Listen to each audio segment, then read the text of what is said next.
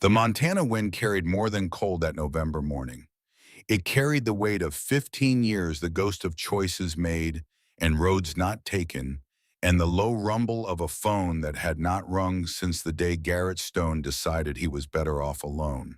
He stood in his workshop with grease on his hands and silence in his bones, working chrome on a 1987 Harley Panhead, the way a monk might work prayer beads. Muscle memory and meditation. The rhythm of wrench against bolt. The slow transformation of tarnished metal into mirror shine. The bike gleamed under a single overhead bulb, perfect in every mechanical detail, except for one critical flaw. It had not moved in 15 years. Just like the man who maintained it, the machine was built for motion, but had forgotten how to move forward. The workshop walls told stories Garrett had stopped reading. Photographs yellowed at the edges, faces frozen in moments when the world had made sense. A Hell's Angels patch, the death's head grinning in faded reds and whites pinned to corkboard like a butterfly specimen. Newspaper clippings from another lifetime when Garrett Reaper Stone had been a name that carried weight in the Brotherhood. National President, the apex. 24 years wearing that patch was something close to pride, leading men who would have bled for him, building something that felt like family, because his real family had drowned when he was 6 years old. Now at 67, he wore nothing but solitude and the scars underneath his flannel shirt. Scars that mapped a life lived hard and fast and ultimately alone. The phone cut through the workshop's silence like a knife through old leather. Garrett stared at it. The device sat on his workbench between a parts catalog and a coffee mug that had gone cold hours ago. Nobody called this number. He had made certain of that when he disconnected from everyone who had ever mattered.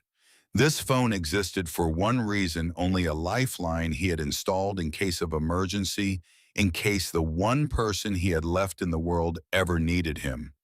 In 15 years, it had never rung. His hand hovered over the receiver. Grease-stained fingers trembling in a way they never had when facing down rival clubs or federal agents, or the kind of violence that left permanent marks. He picked up. The voice on the other end was small, fragile. Everything Evelyn May Stone had never been in the 89 years she had walked this earth. Garrett, baby, it's Grandma. The wrench slipped from his other hand and hit concrete with a sound like a gunshot in a cathedral. Evie, I'm sorry to call. I know we haven't. I know it's been... Her voice cracked. Not with age, with something worse. Fear. Evelyn Stone did not do fear. This was the woman who had buried a husband killed at Normandy and raised 3 sons alone through poverty and doubt. This was the woman who had taken in a 6-year-old boy after his parents drowned at Lake Tahoe and turned him into a man through sheer force of will and unconditional love. Fear was not in her vocabulary. What happened? Garrett's voice was steady despite the fact that his entire world had just shifted on its axis. I need you, baby. I need my grandson. 20 minutes later, Garrett's truck was tearing down the mountain road, the panhead secured in the bed, everything he owned left behind without a second thought. Montana disappeared in his rearview mirror like a dream he was finally waking from. The drive from Montana to Nevada was 8 hours of highway and memory. Garrett kept the radio off. Silence was better. Silence did not make him think about the last time he had seen his grandmother. Except silence was exactly what made him remember.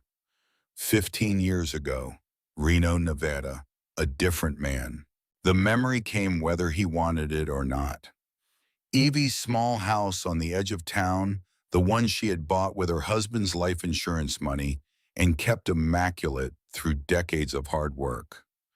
Garrett standing in her kitchen, fresh from a run that had ended in blood and federal warrants.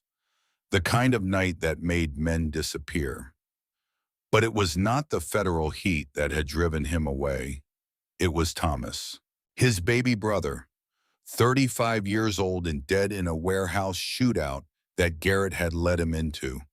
Thomas, who had followed Garrett into the Angels despite every warning. Thomas, who had died because Garrett had not protected him. Thomas, whose blood was on Garrett's hands as surely as if he had pulled the trigger himself. He had stood in Evie's kitchen that night, unable to meet her eyes, waiting for her to say what he already knew, that he had killed her grandson, that he had destroyed their family, that she would never forgive him. But Evie had not said any of that. She had stood at her sink, hands gripping the counter, 84 years old and still stronger than most men half her age. She had not turned around. "You need to leave," she had said quietly. "I know." "No, you need to leave because if you stay here carrying that guilt, it will kill you. And I've buried enough of my family." Her voice had been steady, too steady, the steadiness of someone holding back an ocean of grief. "Evie, I'm so, don't, just don't. I can't hear you apologize for being alive when Thomas is dead." She had turned then. Her eyes were dry. That was somehow worse than tears. "You think this is your fault. You think you should have saved him. But Thomas made his own choices. Garrett, he followed you because he loved you, because he wanted to be like his big brother. That's not on you. That's life. That's love. That's what family does. But I let him into, you led him nowhere he didn't choose to go." Evie's voice had hardened. "And I won't let you turn his death into your martyrdom. You want to honor Thomas, then live. Live well. Live fully. Don't you dare waste the life he'd give anything to still have." Garrett had left that night, rode north, and never looked back. Pride and shame were a hell of a combination. They could make a man choose the open road over the only family he had left. They could make 15 years disappear like water in desert sand. The present came rushing back as Garrett's truck crossed the Nevada state line. His hands gripped the steering wheel tighter. Evie had called. After everything, after 15 years of silence that had been his choice, his cowardice, his failure, she had called. Because she needed him. Because someone had hurt her. The old reaper stirred in his chest, the part of him that had led the Hells Angels for nearly a quarter century. The part that understood violence as a language and consequences as gospel. Not yet, he told himself. Not until you know what you're dealing with.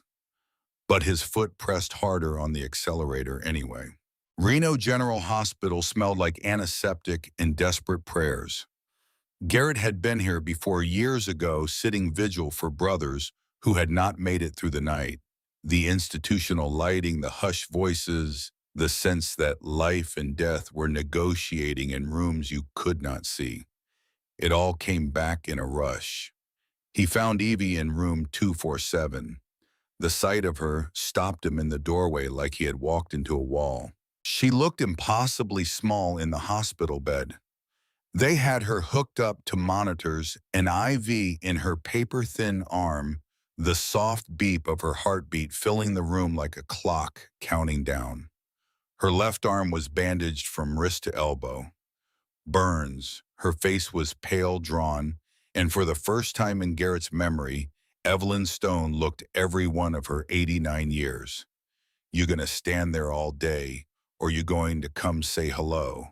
Her voice was weak but clear, the same voice that had read him bedtime stories and taught him to stand up for himself and told him he was loved every single day of his childhood. Garrett stepped inside and closed the door behind him. His throat was tight. "How you feeling? Like I got hit by a truck and then set on fire?" She smiled faintly, but I felt worse. He pulled a chair to her bedside and sat. Up close, he could see the faint scars on her hands, decades of hard work captured in weathered skin. The silver hair that had once been auburn. The eyes that were still sharp despite the pain. "Tell me what happened." Evie was quiet for a moment. Then she told him everything. It had started 2 months ago. Small things at first. Comments from a group of young men who came into the Silver Point diner where she had worked for 40 years.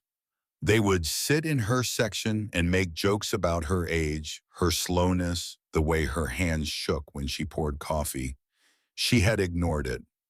After 89 years on this earth, Evie had learned that some people were just mean for the sport of it, but it had escalated. The leader was a young man named Braden Caldwell, mid-20s, expensive clothes, the kind of face that had never known a real consequence. He and his friends had started coming in daily, specifically requesting Evie's section, making increasingly cruel comments, calling her grandma an old hag, complaining loudly about slow service even when she was running herself ragged, leaving pennies as tips after running her in circles for an hour. The diner manager, a woman named Linda, had tried to intervene, but Braden's father was Marcus Caldwell, United States Senator Marcus Caldwell, and Senator Caldwell sat on the board of the corporation that owned the diner's parent company. Linda had been told in no uncertain terms to let it go, so it had continued. And 2 days ago, it had turned violent. Evie's voice shook as she described it. Braden and his friends at their usual corner booth, her bringing them lunch, Braden sticking his foot out as she walked past with a full tray. The crash, the hot soup spilling across her arm and shoulder, soaking through her uniform, burning through skin, the laughter as she lay on the floor, the $5 bill thrown down next to her like she was a beggar. She had been brought to this hospital. First-degree burns, they had said, painful but not life-threatening. What they had not said, what the young doctor had told Garrett privately in the hallway, was that Evie's heart had nearly given out from the stress and pain. She has a pre-existing condition, Dr. Patel had explained. Her heart is weak, has been for years.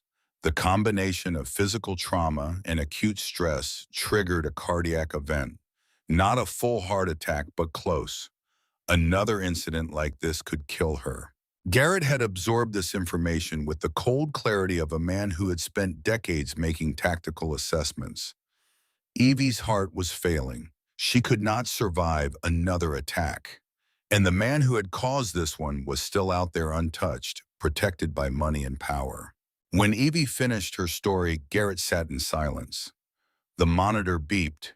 The ivy dripped. Outside the window, Reno continued its normal life, oblivious to the fact that an 89-year-old woman had nearly died because some entitled child thought it was funny. "Why didn't you call me sooner?" The question came out rougher than he intended. Evie's eyes filled with tears. "Because I drove you away." Her voice broke completely. "Because the last time we spoke, I told you to leave. Because I've spent 15 years wondering if you'd ever forgive me for making you go when you needed to stay." Garrett felt something crack in his chest, a fissure in the armor he had been wearing for 15 years. "Evie, no, you didn't drive me away. I left because I couldn't face you. Because every time I looked at you, I saw Thomas. I saw what I'd done. You didn't do anything. Thomas made his own. I got him killed." Garrett's voice was raw. "I was his big brother. I was supposed to protect him. And I failed." The tears spilled down Evie's face, cutting tracks through the pallor. "You didn't fail anybody, baby. Thomas loved you. He chose to follow you. And what happened to him was not your fault." She reached out and took his hand with her good arm, her grip surprisingly strong. "I should have told you that 15 years ago instead of telling you to leave. I should have held you and cried with you and helped you carry that grief instead of sending you away to carry it alone. That's my sin, Garrett, not yours." They sat together in the hospital room, holding hands across 15 years of silence and regret, and Garrett felt something he had not felt since the night Thomas died. Hope. Not the bright, shining kind, the small, fragile kind, the kind that whispered maybe it was not too late to come back from the dead. I'm not going anywhere, he said quietly. Not this time. Evie squeezed his hand. Good. Because I need you. I'm here. Tell me what you need. She told him about the deadline. The diner's corporate office had sent a letter.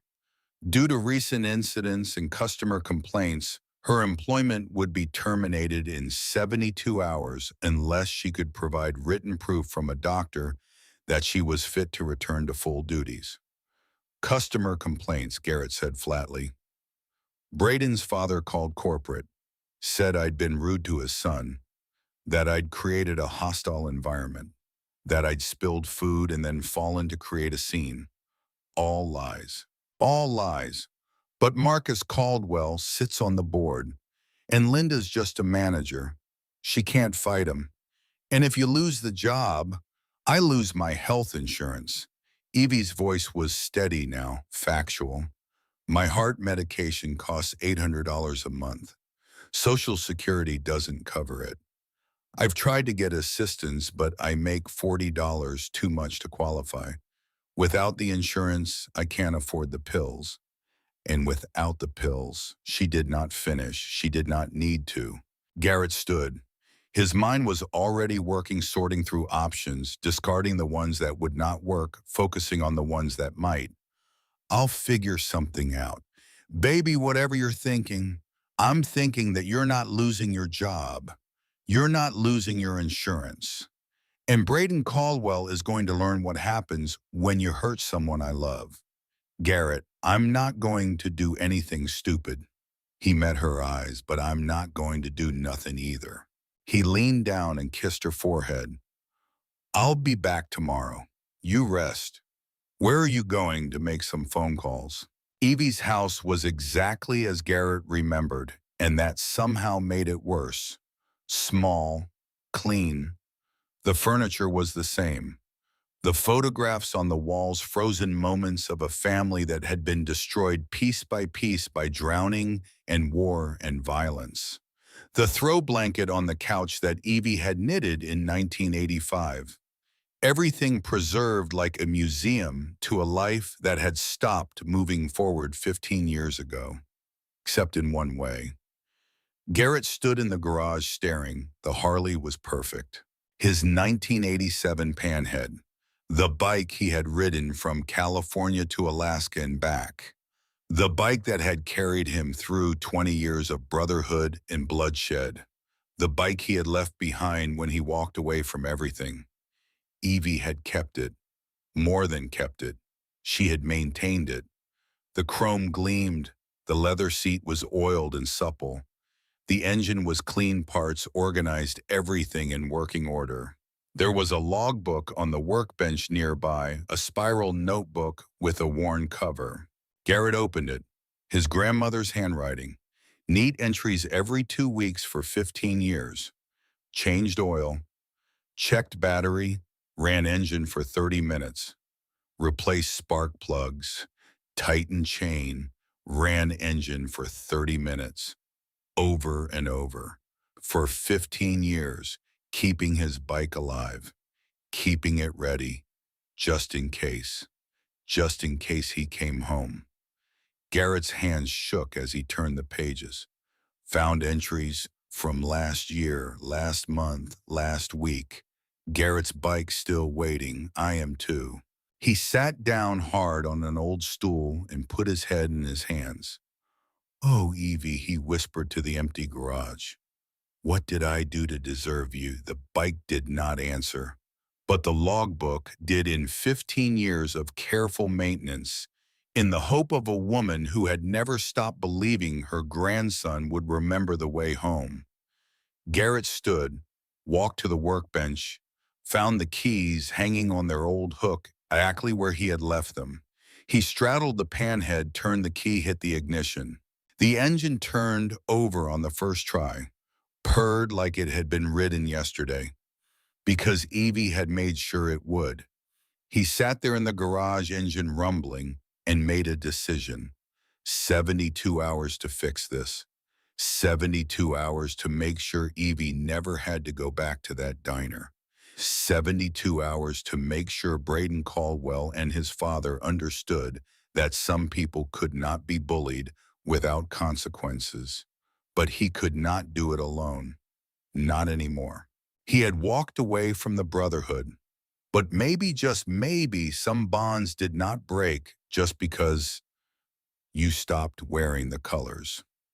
Garrett pulled out his phone, scrolled through contacts he had not called in 15 years, stared at names that brought back memories, both good and bad.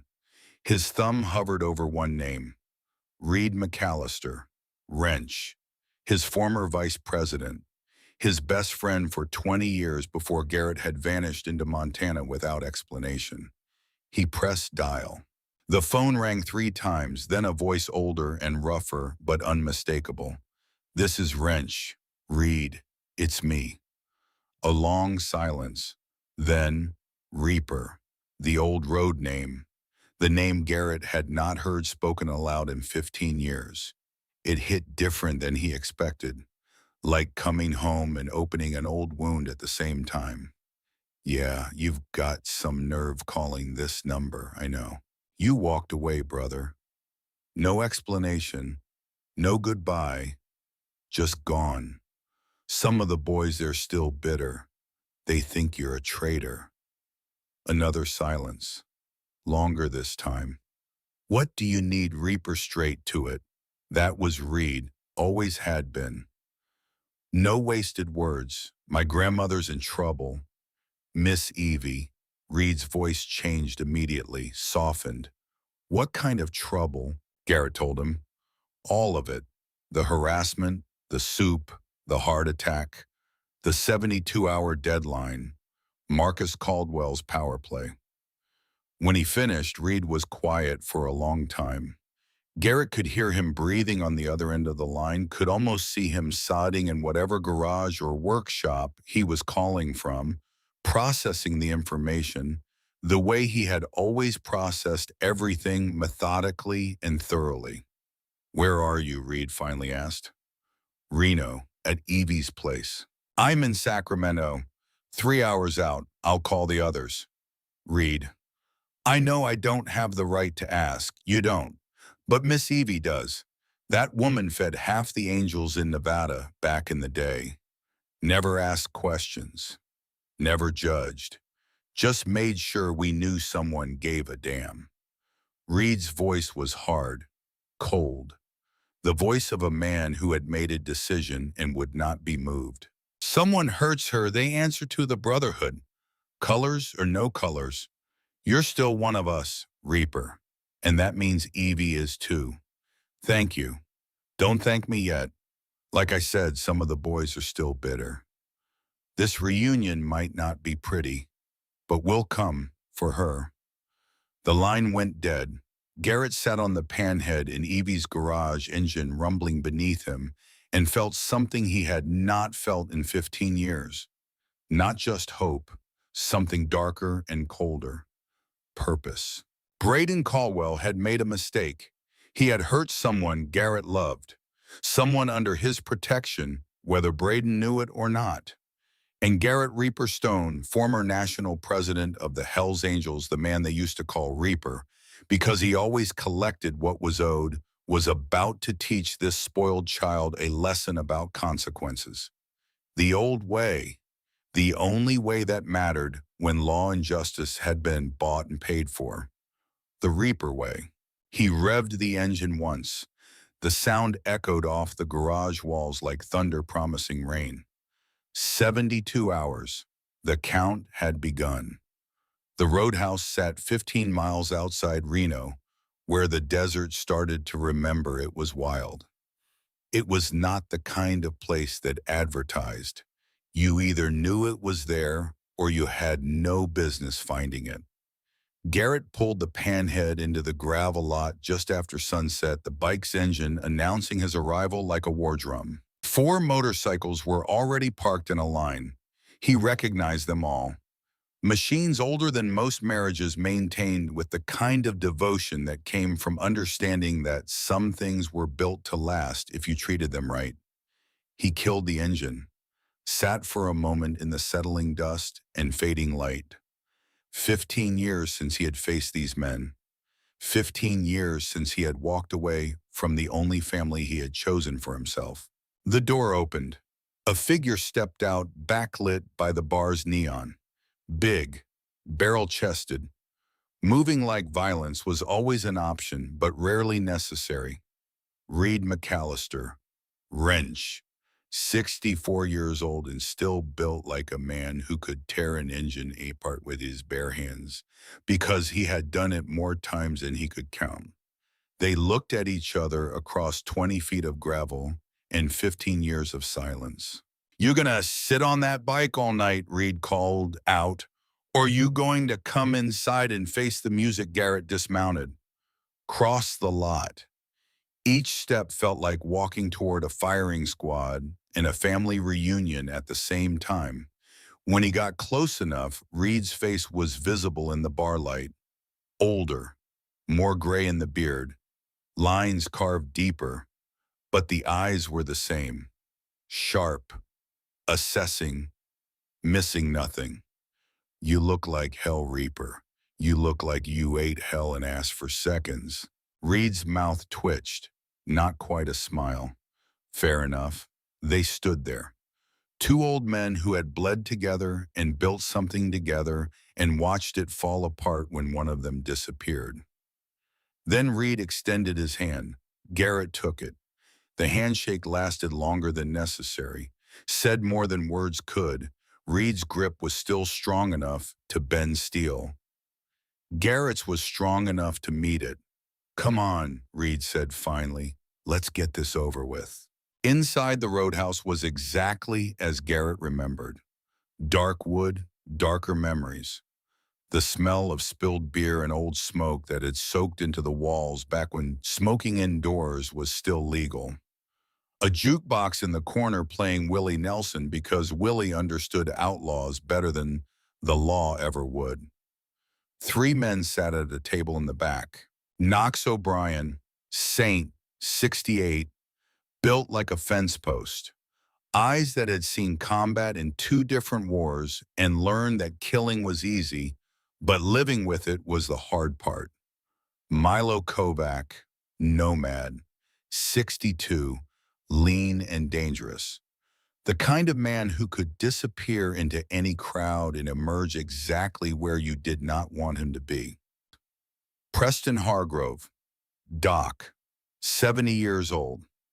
Hands that had patched up more bullet wounds and knife cuts than most emergency rooms.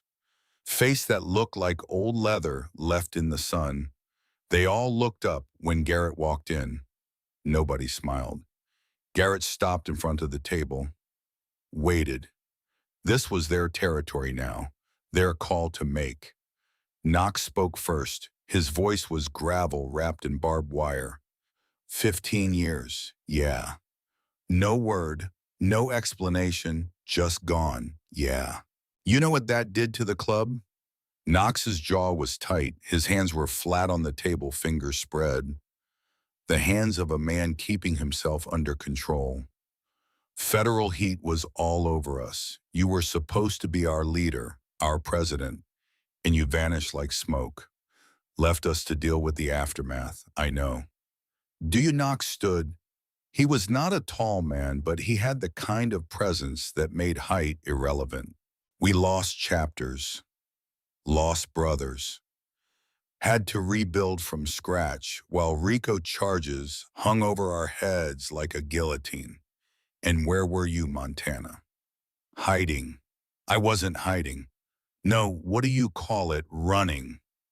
Garrett met Knox's eyes. I was running from the consequences, from the responsibility, from the fact that my decisions had put brothers in danger and I did not know how to fix it.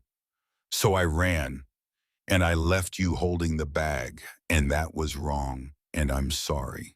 The apology hung in the air like gun smoke. Milo leaned back in his chair. Sorry doesn't bring back the time, Reaper. No, it doesn't. So why are we here? That was Preston. Quiet voice, but when Doc spoke, people listened. You called wrench. He called us. We came, but not for you. We came for Miss Evie.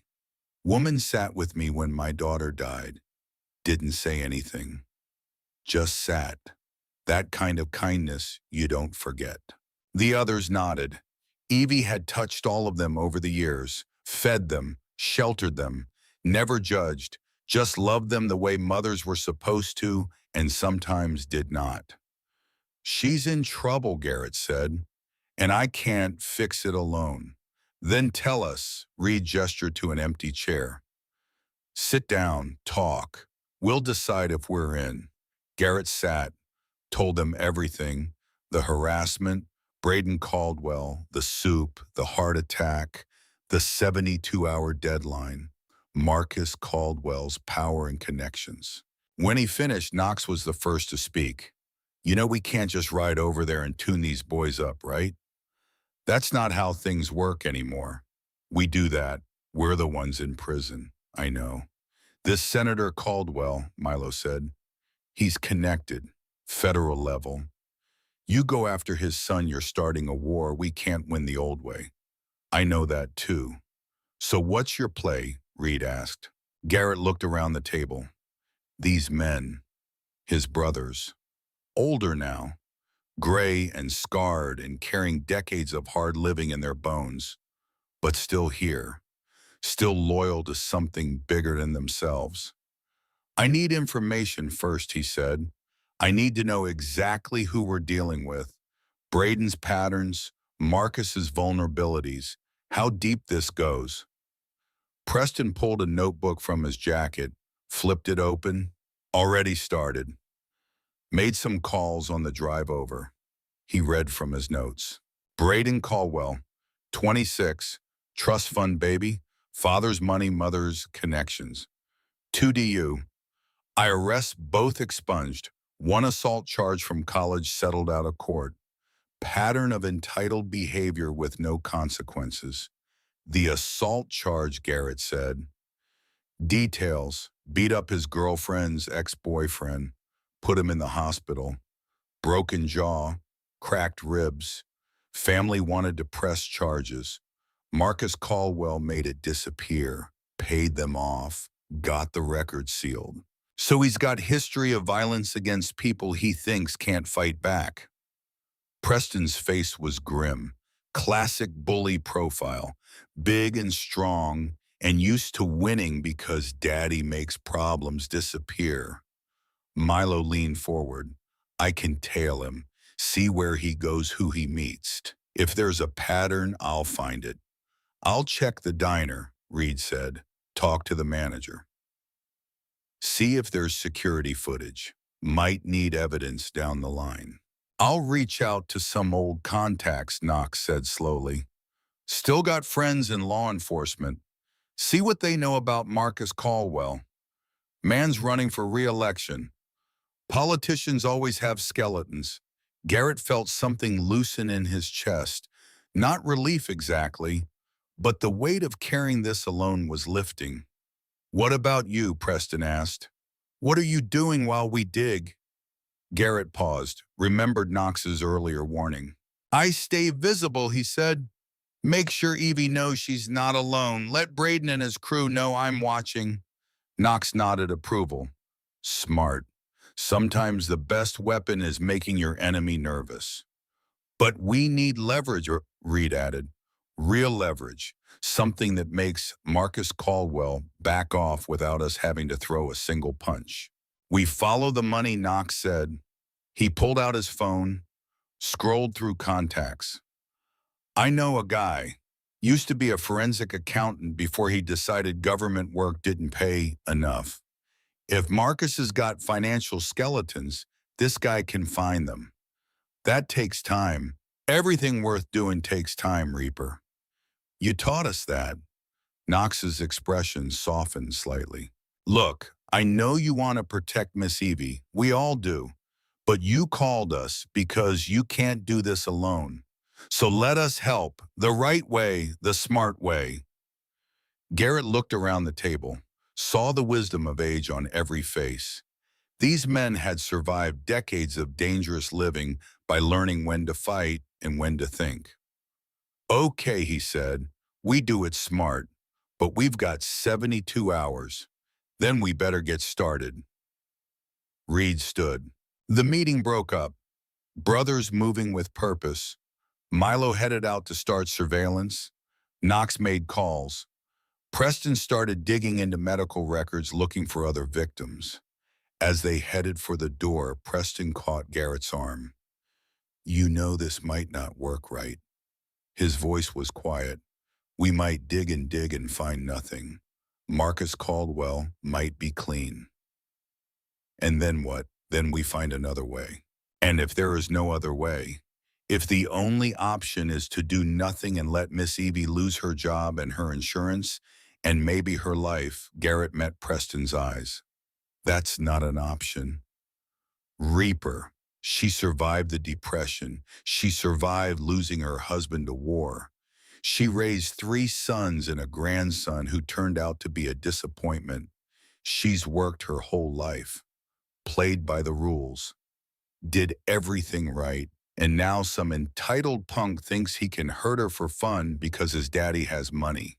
Garrett's voice was quiet but carried weight like a hammer falling.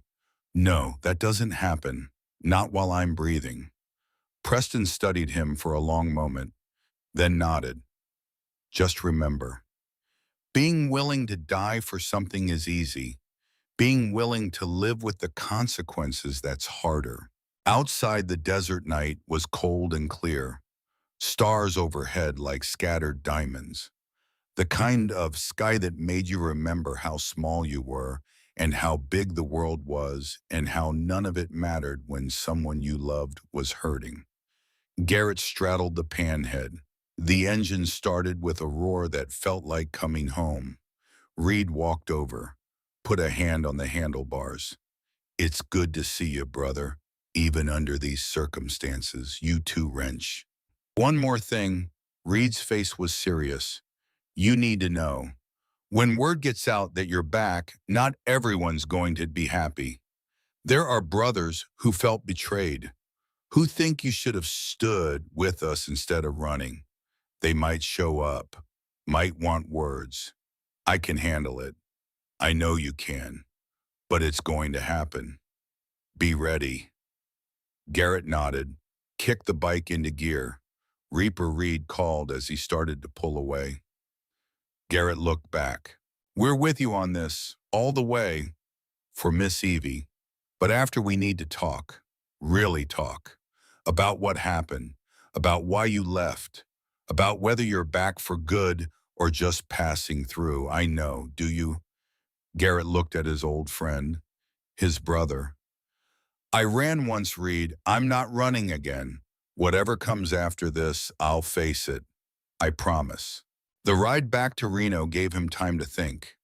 Time to feel the panhead beneath him, the machine Evie had kept alive for 15 years because she had known. Known he would come home eventually. Known he would need it. His phone buzzed. Text from Knox. Got a name. Investigator. Meeting tomorrow 9 a.m. Address attached. Then another text from Milo. Found Braden. Country club. Drinking with friends. Will follow when he leaves. The pieces were moving. The Brotherhood was working. For the first time in 15 years, Garrett was not alone. The hospital was quiet when he arrived. Visiting hours were technically over, but the night nurse recognized him from earlier and waved him through with a sympathetic smile. Evie was awake, sitting up in bed, reading a paperback Western with large print. She looked up when he entered and smiled. You came back. Told you I would. How was the ride? She knew. Of course she knew. You did not maintain a motorcycle for 15 years without understanding what it meant. Good. The panhead runs perfect. You've been taking care of her. Someone had to. Evie set down her book. She was waiting for you. We both were. Garrett pulled up the chair, sat, took her hand. I saw some old friends tonight. Evie's eyes brightened. Reed, yeah, and Knox. Milo, Preston, they all asked about you, those boys. Her smile was warm. How are they? Older, grayer, meaner looking. Garrett smiled. Same as ever, basically. And they're helping? They are. We've got a plan. Gathering information, finding leverage. We're going to make sure Braden and his father understand there are consequences for what they did. Evie's smile faded slightly. Garrett, I don't want you doing anything that'll get you in trouble. We're doing this the smart way, the legal way. But we're doing it, and if the legal way doesn't work, the question sat between them like a third person in the room. Then we'll figure something else out, Garrett said carefully. Evie squeezed his hand. Baby, I've lived a good life, a full life. If this is how it ends, it's not. But if it is, I don't want you sacrificing your freedom or your future for me. Promise me. Promise me you won't do something stupid because you're trying to protect me. Garrett looked at his grandmother, the woman who had raised him, who had given him every good thing he had ever known about love and loyalty and what it meant to be a man worth being. I can't promise that, Evie. Garrett, you raised me to stand up for people who can't stand up for themselves, to use whatever strength I have to protect the ones who need protecting. You taught me that a man is measured by how he treats people who can't do anything for him in return. His voice was steady. You can't ask me to ignore everything you taught me just because you're the one who needs protecting now. Evie's eyes filled with tears. You stubborn boy. Wonder where I got that from. She laughed through the tears, reached up and touched his face. You really aren't going anywhere, are you? No, ma'am, not this time. Good. She settled back against the pillows. Because I missed you every single day. I'd see something or hear something and think I should tell Garrett about that. And then remember you were gone. It hurt like a tooth that never stopped aching. I'm sorry, I know. And I forgive you. I forgave you the day you left, if I'm being honest. I was just too proud to say it. She smiled sadly. Pride runs in this family, doesn't it? Like a genetic disease. They sat in comfortable silence for a while. The monitor beeped steadily. Evie's heart still beating, still fighting. Tell me about Montana, she said eventually. What did you do up there all alone? So he told her about the workshop, the solitude, the work he did on engines and motorcycles for locals who needed cheap repairs, the quiet days and quieter nights, the way he had convinced himself he was better off alone. Were you, Evie asked? Better off. No, I was just alone. There's a difference, yes. There is. A nurse came in to check vitals. While she worked, Evie asked, have you eaten today? I'll grab something. Garrett Stone, you eat properly. Don't make me get out of this bed and feed you myself. The nurse laughed. She's serious. She tried to get up earlier to help another patient. We had to convince her that's what we're here for. That sounds like her. After the nurse left, Garrett stood. I should let you rest. Will you come back tomorrow? First thing. And you'll be careful, whatever you and the boys are planning, as careful as I can be. That's not very reassuring. It's the best I can do. Evie looked at him for a long moment. Then your grandfather, the one who died at Normandy, he was a lot like you. Strong, stubborn, protective. He wrote me letters from the war. In one of them, he said something I've never forgotten. She paused. He said I'd rather die standing for something than live kneeling for nothing. Garrett felt his throat tighten. I was so angry when they told me he was dead, Evie continued. Angry that he'd left me, that he'd chosen duty over coming home to me. But as I got older, I understood. Some men are built to stand, and if you try to make them kneel, You break something essential in them. She reached out and took his hand again. You're like him. You always have been. And I was wrong to ever ask you to be anything else. So whatever you need to do to make this right, you do it. Just promise me one thing. What? Come back. However this ends, you come back to me. We've lost enough time already. Garrett leaned down and kissed her forehead. I promise. When he walked out of the hospital into the cold Nevada night, Garrett felt the weight of that promise settle into his bones. He would come back. But first he had work to do. 72 hours had become 60, and the clock was still counting down. The coffee shop downtown opened at 6. Garrett was there at 5:45, watching through the window as the barista flipped the sign and unlocked the door. Knox arrived at 8:50, moving with the deliberate economy of a man who had learned long ago that wasted motion could get you killed. They sat in the back corner. Knox ordered black coffee. Garrett ordered the same. Neither of them touched the drinks. At 9 sharp, a man walked through the door, carrying a laptop bag and wearing wire-rimmed glasses that made him look like a high school chemistry teacher. Maxwell Reeves, the forensic accountant Knox had called. He looked nothing like the kind of person who could take down a United States senator, which was probably why he was so good at it. Gentlemen. Maxwell sat down without asking permission, pulled out his laptop, opened it with the practiced efficiency of someone who lived inside spreadsheets and financial documents. So he said, sipping the coffee he had brought with him, "You want to know about Marcus Caldwell?" Everything Knox said, that's a lot. The man's been in politics for 20 years, senator for 12. Before that, state legislature. Before that, corporate lawyer. He's very well connected. We know all that, Garrett said. We need to know what's not in the public record. Maxwell smiled. It was not a nice smile. Well, that's where things get interesting. He turned the laptop so they could see. Spreadsheets, bank statements, corporate filings, the kind of financial architecture that looked legitimate until you knew what you were looking for. Marcus Caldwell is rich, Maxwell said, but not as rich as he wants people to think. His Senate salary is public record, $174,000 a year. Not much for a man who maintains a lifestyle that costs about 3 times that. Big house, he continued ticking items off on his fingers.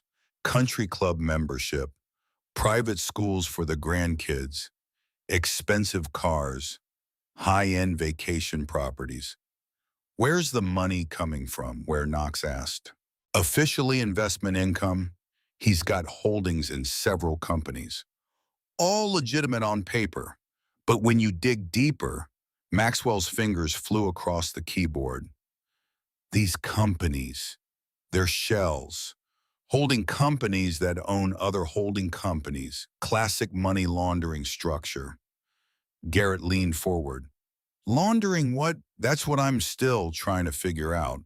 But I did find something interesting. Maxwell pulled up another document, a wire transfer receipt. 3 months ago, Caldwell received a payment of $500,000 from a consulting firm in Delaware. The firm doesn't appear to have any actual business. No employees, no office, just a registered agent and a bank account. Who owns the firm? Garrett asked.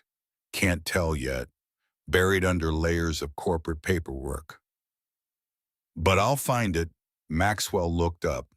Whatever Caldwell is into, it's dirty, and he's working very hard to hide it. How long until you can prove it? Depends on how deep it goes. Could be days, could be weeks. We don't have weeks, Garrett said. We have 48 hours. Maxwell closed his laptop. Then I better work fast, but I need something in return. What? When this breaks, and it will break. I get the story. Exclusive. I used to be a journalist before I went into forensic accounting. This kind of corruption story, it's career making. Knox looked at Garrett. Garrett nodded. You got it, Knox said. Just find us something we can use. After Maxwell left, Garrett and Knox sat in the coffee shop nursing drinks that had gone cold. What do you think, Knox asked. I think Marcus Caldwell is dirty, but I also think he's smart. He wouldn't have survived this long if he wasn't careful. So we might not find anything in time. Yeah, Knox was quiet for a moment. Then there's another angle we haven't considered. What? The other victims. Preston's been making calls. There are at least 6 elderly people who've had run-ins with Braden and his crew in the last 3 months. What if we could get them to come forward, make a public case that there's a pattern? You think they'll talk. I think they're scared. But I also think there's strength in numbers. One person speaking up is a target. 6 people, that's a movement. Garrett's phone buzzed. Text from Milo. Braden at gym. Same one every morning, 7 to 9. Regular as clockwork. Then another from Reed. Got the diner footage. Clear as day. Braden tripped her on purpose. Linda willing to testify if we need her. Pieces coming together, not fast enough, but moving, okay, Garrett said. Let's talk to the other victims. See if we can build something. They spent the rest of the morning tracking down names. Preston had done good work. 6 people, all elderly, all working class, all scared. The first one they visited was Lorraine Fitzgerald, 84, Irish immigrant living in a nursing home on the east side of Reno. She was in a wheelchair when they met her in the common room. Small woman, gray hair, bright blue eyes that had seen too much and forgiven too little. You're here about the Caldwell boys, she said when Knox introduced them. Yes, ma'am. He did this, she gestured to her leg. 3 months ago, parking lot outside the grocery store. He was walking out, not looking, talking on his phone. I asked him politely to watch where he was going. He called me an old hag and pushed me. I fell, broke my hip. Did you report it? Garrett asked. To who the police they came, took a statement, said it was my word against his. When I insisted, a lawyer showed up. Marcus Caldwell's lawyer told me if I pursued charges, they'd countersue for defamation. Said I'd lose my home. Her voice shook slightly. I got scared. I dropped it. We're gathering evidence, Knox said. We want to show there's a pattern, if you'd be willing to give a statement. No, Lorraine's voice was firm. I'm sorry, I can't. I'm too old to fight a senator. It would kill me. The stress alone. They thanked her and left. Got the same answer from the next 2 victims. Fear, deep and justified. By the time they reached the 4th victim, Garrett was ready to give up. But Knox insisted they try. Margaret Walsh, 76, former school teacher, living alone in a small apartment near downtown. She invited them in, made tea, listened to their story. When they finished, she said, I'll do it. Ma'am, Garrett started, I'll give a statement. I'll testify if needed. That boy needs to learn he can't treat people like garbage just because his father has power. You understand the risks, Knox asked. I'm 76 years old. I taught high school English for 40 years. You think I'm afraid of some entitled brat and his corrupt father? Margaret's smile was steel. My husband died fighting in Korea so people like me could stand up to people like them. I'm not going to dishonor his memory by staying quiet. They got her statement. Detailed, clear, damning, 1 down. Not enough, but a start. Garrett's phone rang as they were leaving Margaret's apartment. Unknown number. Yeah. Mr. Stone. This is Linda from the diner. I need to talk to you. In person. It's about Evie. His stomach dropped. What's wrong? Nothing. I mean, she's fine. But something happened. Can you come to the diner on my way? The diner was closed when Garrett arrived. Linda let him in through the back door. She looked scared. Pale. Her hands were shaking. What happened? Braden came back. About an hour ago, with his father. Garrett's hands clenched, and Marcus Caldwell offered me money. A lot of money, $20,000. He said it was a generous settlement for any distress his son may have caused. In exchange, I had to fire Evie immediately and sign a non-disclosure agreement saying there was never any incident. What did you tell him? I told him to go to hell. Linda's chin was up. Her hands had stopped shaking. He said I was making a mistake, that he'd ruin my business, that I'd lose everything. I told him some things are more important than money. He didn't like that. But here's the thing. She pulled out her phone, showed him a recording app, a file that was 43 minutes long. I recorded the whole conversation, him offering the bribe, him threatening me, all of it. Garrett stared at the phone. You recorded him trying to bribe you? Yes, and I already sent a copy to my lawyer and to my email. Cloud backup, the works. Linda's smile was fierce. You're not the only one who can fight dirty Mr. Stone. I've been running this diner for 20 years. You don't last that long without learning how to protect yourself. For the first time since this started, Garrett laughed. Really laughed. You're amazing. You know that I'm a survivor. And Evie is my friend. You don't mess with my friends. Garrett's phone buzzed. Text from Maxwell. Found it. Call me. He called. Maxwell answered on the first ring. The Delaware Shell Company. It's owned by a lobbying firm in D.C. The lobbying firm represents mining interests. 3 months ago, Marcus Caldwell voted against environmental regulations that would have restricted mining in Nevada. 2 weeks later, the $500,000 payment showed up. That's a bribe, yes, clear as day, and I've got the paper trail to prove it. Garrett's mind was racing. Can you have a full report ready by tomorrow morning? Already working on it. Send copies to Knox when you're done, and to a journalist, someone who can't be bought. I know just the person. After the call ended, Garrett stood in the empty diner, pieces falling into place. Linda's recording, Maxwell's financial evidence, Margaret Walsh's testimony, Reed's security footage, Preston's medical records from the other victims. It was not everything, but it was enough. Enough to build a case. Enough to show that Braden Caldwell was a pattern abuser and Marcus Caldwell was a corrupt politician who would do anything to protect his son. Enough to fight back. His phone rang again. Milo this time. Reaper, you need to see this. What I followed Braden to a bar. He's here with his crew, and they're talking. Loud, drunk, stupid. What are they saying? Planning something, talking about teaching that old bitch a lesson, making sure she never works again. They mentioned your name too, said if you keep poking around, they'll make you regret it. Ice ran down Garrett's spine. Where are you? Milo gave him the address, a dive bar on the north side of town. Stay on him, Garrett said. Don't engage, just watch. Reaper, I'm on my way.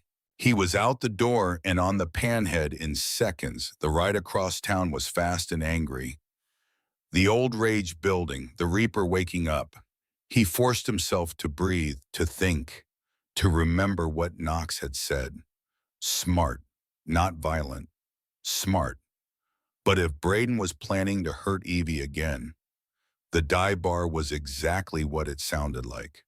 Neon signs, sticky floors, the smell of desperation and bad decisions. Milo was waiting outside, leaning against his bike. They're still in there, he said. Corner booth, getting drunker and stupider by the minute. How many? Braden and 3 friends, including the 2 from the diner. Garrett looked through the window, saw them, young, arrogant, laughing about something, planning to hurt an 89-year-old woman because she dared to talk back. Every instinct screamed at him to walk in there and make them understand pain, to teach them what happened when you mess with the wrong family. But that was the old way, the way that had led to federal charges and broken brotherhood and 15 years of running. We wait, Garrett said. For what? For them to leave. Then we follow. See where they go, what they do. We document everything. And if they go after Miss Evie, then we stop them. But we do it smart. We call the cops, get it on record, make it official. Milo studied him. You've changed. Maybe. Or maybe I'm just old enough to know the difference between strength and stupidity. They waited. 2 hours. Finally, Braden and his crew stumbled out, got into an expensive SUV. Braden was driving, which was itself a crime given how drunk he was. Call it in, Garrett said. Anonymous tip. Drunk driver. Milo made the call. Within 10 minutes, red and blue lights appeared. The SUV got pulled over 3 blocks away. Garrett and Milo watched from a distance as Braden failed a field sobriety test, watched as he got arrested, watched as his friends called someone, probably Marcus, to come bail him out. That's going to cost him, Milo said. 3rd DUI. Even with his father's connections, that's serious good. Let him sweat. But as they rode away, Garrett could not shake the feeling that this was just the beginning, that Braden getting arrested would make him angrier, more dangerous. And there were still 24 hours until Evie's deadline. 24 hours for everything to go right, or everything to go wrong. The call came at 3 in the morning. Garrett jerked awake in Evie's guest room, hand reaching for his phone before his eyes were fully open. 15 years of sleeping light never went away. Once you learned to wake up ready for trouble, your body never forgot. Yeah. Reaper. Milo's voice, tight, controlled. The tone that meant something had gone very wrong. Evie's gone. The words hit like a fist to the chest. Garrett was on his feet, pulling on jeans, phone wedged between shoulder and ear. What do you mean gone? I was watching the hospital. Standard rotation, 2 a.m. 3 guys came out of the east entrance with someone in a wheelchair. Moved fast, wrong body language for orderlies. I got close enough to see. Milo paused. It's her Reaper. They took her. Garrett's vision went red at the edges. The old rage, the Reaper rage, the kind that had made men cross the street when they saw him coming. Where are they now? Lost them on Interstate 80 heading east. I tried to follow, but they made me. Split up, used multiple vehicles. Professional job. Braden's not professional. No, but Daddy's money can buy professional. Garrett was already moving. Boots, jacket, keys. The panhead was in the driveway. Cold engine waiting. I'm calling the others, he said. Where are you, Reno? Warehouse district. Rail yard. He pulled over to call you. Stay there, I'm coming. He hung up, dialed Reed. The phone rang 4 times before a sleep-rough voice answered. This better be important. They took her. Silence, then. I'm up. Where? Don't know yet. Milo lost them on 80 eastbound. I'm heading to meet him now. I'll call Knox and Preston. We'll rendezvous at your location. Reed, if they hurt her, they won't. Not yet. She's leverage. They want something. What you? They want you to back off. Stop digging. This is Marcus Caldwell showing his teeth. Garrett knew Reed was right. Knew it tactically, strategically, but knowing did not cool the rage burning in his chest. I'm going to kill him. No, you're not. You're going to get Miss Evie back safe. Then we're going to destroy him the right way. The way that sticks. The panhead roared to life. Garrett tore out of the driveway, engine screaming into the Nevada night. The warehouse district was abandoned this time of night. Skeletal buildings and empty lots. Milo's bike was parked under a broken streetlight, the rider standing next to it like a statue carved from leather and bad intentions. Garrett pulled up, killed the engine. Tell me everything. Three guys, two big, one normal-sized, all dressed like hospital workers but moving wrong. Too alert, too coordinated. They had a van waiting. White panel van, no plates visible. Driver stayed in the vehicle. They loaded her in, drove off. Milo's voice was flat, factual, the way you reported mission failures. I followed for 15 minutes before they split up. Van went east. Black sedan went south. SUV went north. Classic evasion. You get anything? Partial plate. Van had a rental company sticker. Enterprise. Reno location. That's it. Garrett's phone buzzed. Text from an unknown number. We need to talk. Just you and me. Come alone or grandma pays. Address attached. Abandoned railroad depot. 15 miles outside Reno. Let me guess, Milo said, reading Garrett's face. You got a message. Yeah. And you're thinking about going alone. Like they asked. Yeah. That's the stupidest thing you could possibly do. I know. Milo pulled out his own phone. I'm calling the others. No, not yet. Garrett looked at the text again. They're watching. They know we've been working together. If I show up with the whole crew, they'll know I didn't follow instructions. So what's your play? I go in alone. You and the others position around the perimeter. Close enough to move if things go bad. Far enough to stay invisible. Reaper. Her heart's weak. If she goes into cardiac arrest out there. He did not finish. Did not need to. Milo studied him for a long moment, then nodded. Okay, but we go in armed, and if I hear gunfire, I don't care what the plan was. We're coming in hot. Agreed. By the time they reached the depot, the others were already in position. Reed had parked his truck a quarter-mile away.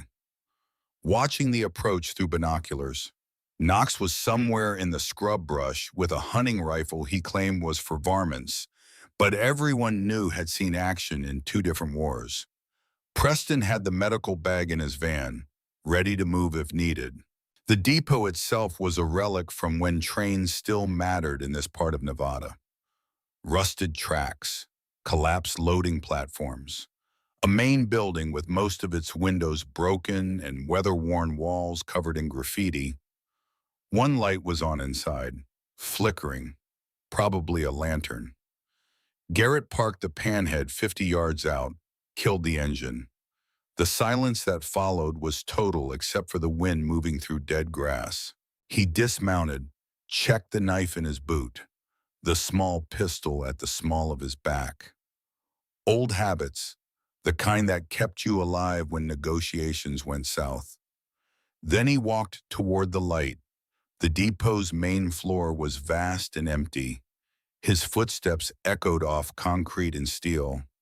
The lantern sat in the center of the space, casting long shadows, and next to it, in a chair, was Evie. She was tied, hands behind her back, feet bound to the chair legs, duct tape across her mouth, but her eyes were open, alert, angry, alive.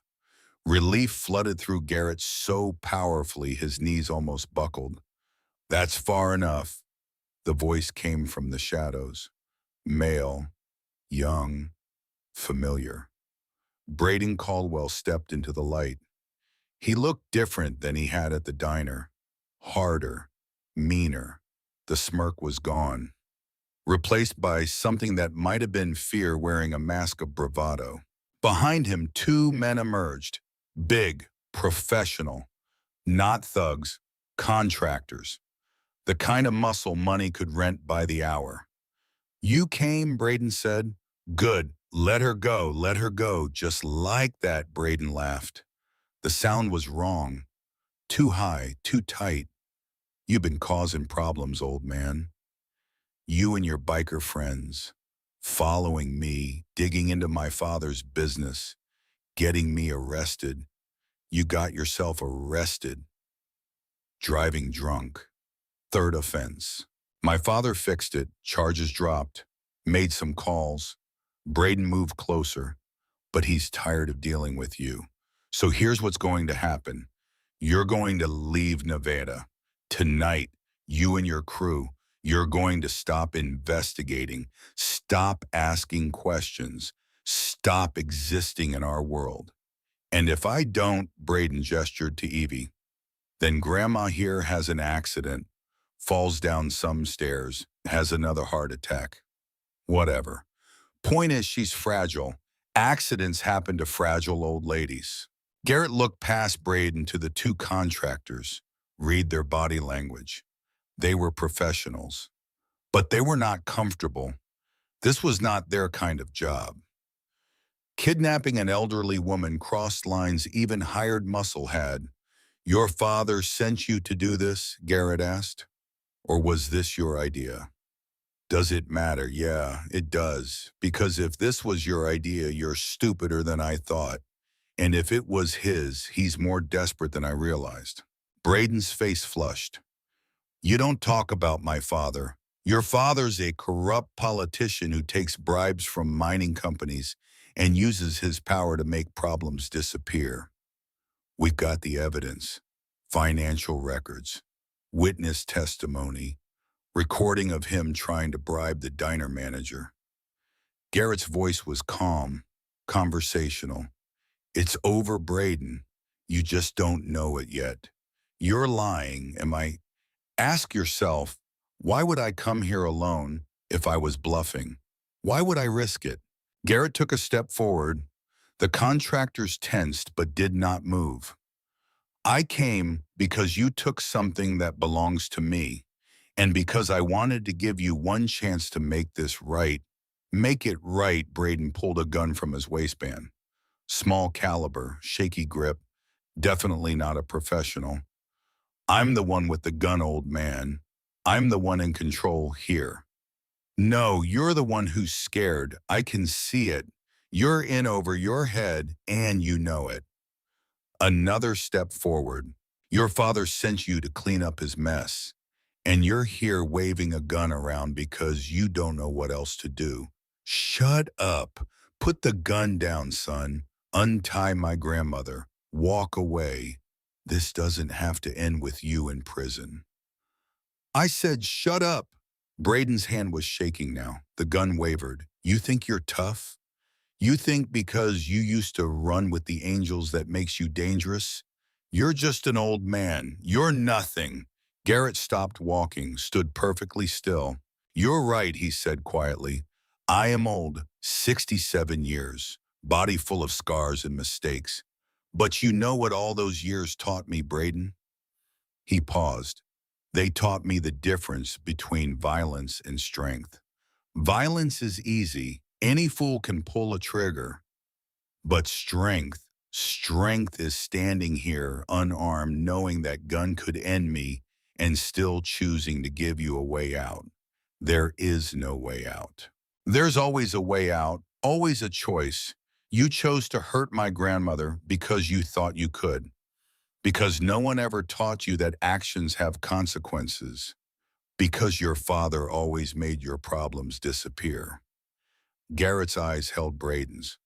But I'm not going to disappear, and neither is the evidence, and neither are the witnesses. You pull that trigger, you'll spend the rest of your life in prison. Is that what you want? Braden's face twisted. Rage and fear and confusion all fighting for control. You don't understand. I understand perfectly. Your father's going down. The only question is whether you go down with him or whether you make a different choice. Right here. Right now. The gun shook harder. Braden's breathing was ragged. Then a new voice cut through the tension. Braden, put the gun down. Everyone turned. Marcus Caldwell stood in the depot entrance. Expensive suit, silver hair, the face of a man used to boardrooms and backroom deals. But the eyes were cold. calculating. Dad, I said, put it down, now. Braden lowered the gun. The relief on his face was obvious. Daddy was here. Daddy would fix it. Marcus walked into the light, looked at Garrett, then at Evie, then back at Garrett. Mr. Stone, this has gotten out of hand. You kidnapped my grandmother. I did no such thing. My son made an error in judgment. I'm here to correct it. By what? Making her disappear. Making me disappear by offering you a deal. Marcus's voice was smooth, practiced. $500,000. Wired to any account you specify. In exchange, you leave Nevada. You drop your investigation. You forget this ever happened. You think you can buy me. I think everyone has a price, Mr. Stone. And I think you're smart enough to know when you're outmatched. I have resources, connections. I can make your life very difficult, or I can make you rich. Your choice. Garrett looked at Marcus Caldwell, saw a man who had spent his entire life believing that money and power could solve any problem. A man who had never met a consequence he could not buy his way out of. I have a counteroffer, Garrett said. I'm listening. You let Evie go right now. You turn yourself in to the FBI. You confess to accepting bribes, to obstruction of justice, to kidnapping. And maybe I convince the prosecutor to go easy on your son. Marcus laughed, actually laughed. You can't be serious, dead serious. You have no evidence. I have financial records showing $500,000 in suspicious payments. I have a recording of you trying to bribe a witness. I have testimony from multiple victims of your son's abuse. I have security footage of assault. Garrett's voice was steady. I have enough to bury you, Senator. For the first time, Marcus's confidence flickered. You're bluffing. Am I? Your investigator. Maxwell Reeves, he's very good. Found things you thought were buried deep. And he's not the only one digging. By tomorrow morning, every news outlet in Nevada will have the full story. Senator Marcus Caldwell, corrupt politician, has a nice ring to it. Marcus's face went red. You son of a dad. Braden's voice was small, scared. Is it true the bribes the mining companies? Shut up, Braden.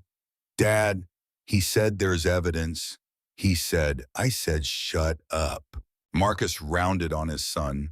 This is your fault. If you just left that old woman alone, if you hadn't been so goddamn stupid. I was doing what you told me. Braden's voice rose. You said to make sure the old people in that district didn't vote. You said to scare them. You said, the words hung in the air like a confession shouted in an empty church. Marcus realized his mistake immediately, looked around, saw Garrett's expression. You've been targeting elderly voters, Garrett said slowly, systematically, to suppress the vote in districts where you might lose. You can't prove I can now. Your son just confessed, and you just confirmed it. Garrett pulled out his phone, held it up. The recording app was running. Had been since he entered the depot. Got every word. Marcus's face went white, then purple. But there was something else, something darker in his eyes, something that looked like a man with nothing left to lose. You want the truth, Stone? Marcus's voice had changed, lower, more dangerous. Your self-righteous grandmother isn't so innocent either. What are you talking about? That land under her house. You think it's worthless? There's a gold deposit worth $20 million under there. Has been for 50 years, and your grandfather knew it before he shipped out to Normandy. Garrett's blood ran cold, and when I found out Marcus continued, I tried to buy it, offered her a fair price, but she refused. Said it was family land, sacred ground, so I had to get creative. He smiled. A terrible smile. Your parents drowning at Lake Tahoe. That wasn't an accident, Stone. I needed them gone. Needed Evelyn vulnerable. Needed to make sure I could eventually take what should have been mine. Paid some men to make it look like they got caught in a current. Made it clean. No witnesses. Garrett felt the world tilt. His parents. The drowning that had shaped his entire childhood. The accident that had sent him to live with Evie. Not an accident. Murder. And Marcus Caldwell had been behind it all along. You killed them, Garrett said. His voice was barely above a whisper. You killed my parents for land. I did what needed to be done, and I've been watching that property for 40 years, waiting for Evelyn to die, waiting for my chance. Marcus's face was twisted now, all pretense of civility gone. But then you came back, started digging, started making problems, just like your father did when he found out about the gold. He was going to go public, going to ruin everything. Garrett's vision narrowed. The rage was no longer hot. It was cold, Arctic, the kind that made men very, very careful. So I had them both killed. Marcus continued, made it look natural, and I've been patient, so patient. 50 years of waiting. He pulled a gun from inside his jacket. Not the small pistol Braden had been waving around. Something bigger. Professional. But I'm done waiting. I'm done being patient. You've ruined everything, Stone. So here's what's going to happen. You and your grandmother are going to have an accident. A tragic break-in. You came to save her. The kidnappers panicked, shot you both. His finger tightened on the trigger, and then that land will finally be mine. The gunshot was deafening in the enclosed space, but it did not come from Marcus's gun. It came from the shadows. High, precise. Marcus dropped, screaming, clutching his leg. The gun clattered away. Blood spread across the concrete. Knox emerged from a broken window, rifle in hand. Told you I don't miss. Suddenly, the depot was full of motion. Reed burst through the front entrance. Milo and Preston came from the sides. The two contractors put their hands up immediately. Smart enough to know when they were outmatched, Preston went straight to Marcus. Medical bag already open. Through and through, you'll live, unfortunately. Reed cut Evie free. She ripped the tape from her mouth. Those idiots couldn't even tie knots right, she said, checking herself over. I've been working on the ropes for the last 10 minutes. She glared at Braden, who stood frozen in shock. And you should be ashamed. Your mother raised you better than this. Braden looked at his father bleeding on the ground, at the bikers surrounding them, at Garrett holding up the phone with the recording. Then he sat down hard and put his head in his hands. I'm sorry, he whispered. I'm so sorry I didn't know about your parents, about any of it, I thought. His voice broke completely. I thought I was just doing what he wanted. I thought I was being a good son. Garrett stood over him. Every muscle in his body wanted to hurt this boy, to make him pay for Evie's pain, for his parents' deaths, for everything. But he looked at Evie, saw her watching him, saw the woman who had taught him that strength was not about violence, that being a man meant choosing the harder path. You were being a good son, Garrett said quietly, just to the wrong father. The FBI arrived 20 minutes later.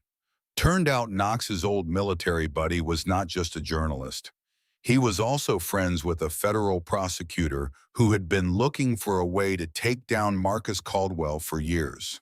They'd been listening to everything through Knox's phone line, had agents staged nearby, had been waiting for Marcus to incriminate himself, which he had, spectacularly. The special agent in charge, a woman named Torres, with steel gray hair and no patience for corruption, read Marcus's rights while medics loaded him into an ambulance under armed guard. Mr. Caldwell, you're under arrest for kidnapping, attempted bribery of a federal witness, conspiracy to commit election fraud, accepting illegal campaign contributions, voter suppression, and 2 counts of first-degree murder in the deaths of Daniel and Catherine Stone. Marcus said nothing, just stared at Garrett with eyes full of hate. You have the right to remain silent. Torres continued. Anything you say can and will be used against you in a court of law. Braden was arrested too, but on lesser charges. The kidnapping was clearly his father's idea. The assault charges from the diner were his, but the prosecutor seemed willing to deal if he testified against Marcus. Before they put him in the patrol car, Braden looked at Garrett. I really am sorry. About your grandmother, about your parents, about everything. Sorry doesn't fix what you broke. I know, but I want to try. I want to. I don't want to be him. He gestured toward the ambulance carrying his father. I want to be better. Garrett studied the young man, saw genuine remorse, genuine fear, and maybe buried deep the possibility of change. Then be better, he said. Take responsibility. Do the time. Make amends. And when you get out, be the man your mother hoped you'd be, not the man your father made you. Braden nodded, tears on his face. Thank you. Don't thank me. Thank her. Garrett nodded toward Evie. She's the one who taught me about second chances. After the federal vehicles left, the Brotherhood stood in the parking lot. Dawn was breaking over the desert, pink and gold light painting the sky like a promise the world was making to itself. Well, Reed said, that was exciting. Too exciting, Preston muttered. He had checked Evie 3 times already, blood pressure stable, heart rate elevated but not dangerous. No signs of another cardiac event. I'm fine, Evie said, waving him off. Just tired and hungry. Someone take me to breakfast. They went to the diner. Linda opened early just for them, made them the biggest breakfast Garrett had seen in years. Eggs and bacon and hash browns and coffee that could strip paint. The crew gathered around the big corner booth, Evie in the middle, surrounded by bikers who looked like they could tear down buildings but were currently arguing about whether sausage gravy was better than country gravy. This, Evie said, looking around at all of them. This is family. Damn right, Reed said. The news broke that afternoon. Maxwell Reeves's expose ran in 3 major newspapers simultaneously. Senator Marcus Caldwell, corruption, bribery, election fraud, voter suppression, 2 counts of murder, his son's assault pattern, the whole ugly story. By evening, the state had opened an investigation into the 1990 deaths of Daniel and Catherine Stone. Cold case detectives were already interviewing witnesses, following leads.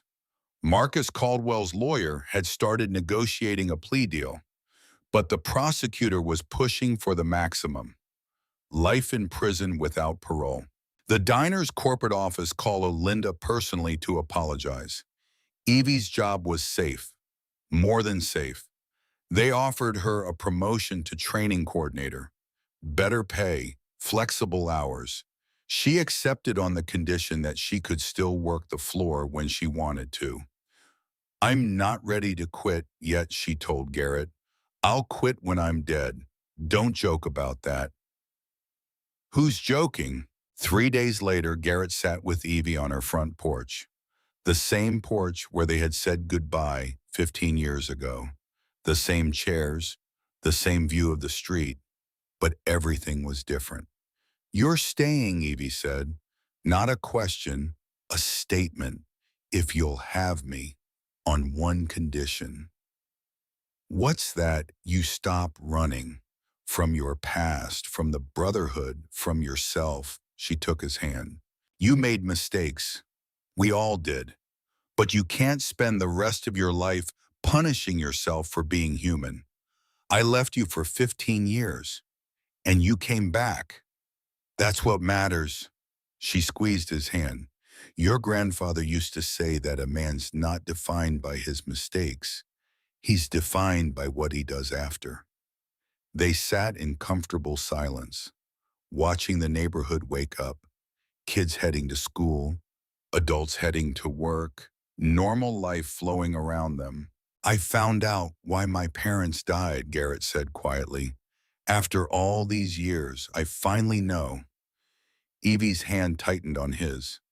Marcus Caldwell told me, before the FBI arrived, said he had them killed because my father found out about the gold under your land, was going to expose him. She was quiet for a long moment. I suspected, she said finally. Not about the gold. I didn't know about that.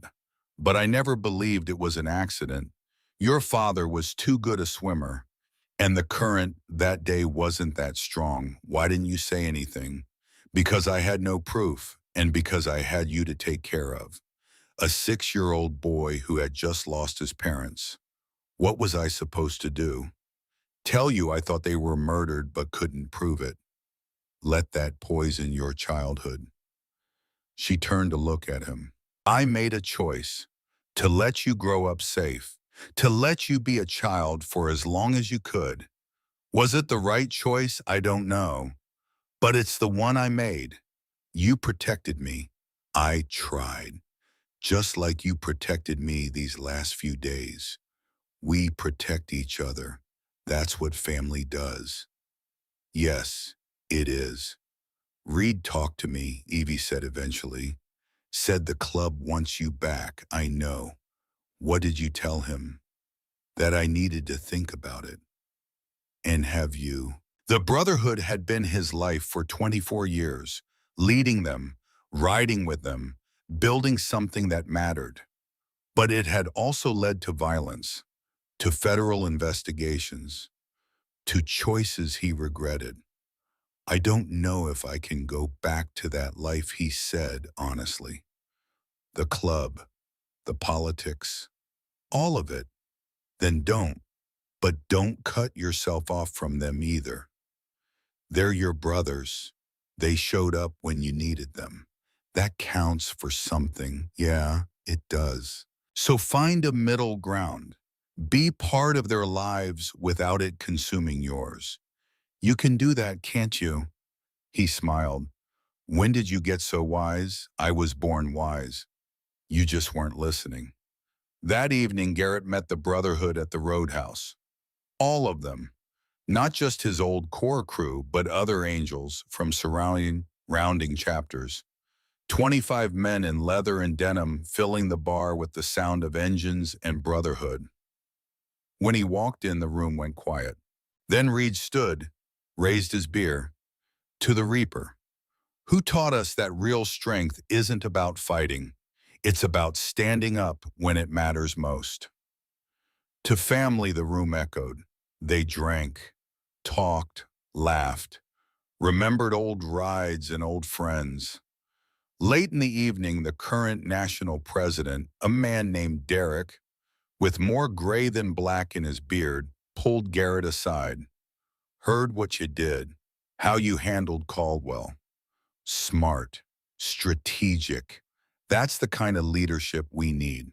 I'm not coming back to the club. I know, and I respect that. But I have a proposition. Derek leaned against the bar. We need advisors.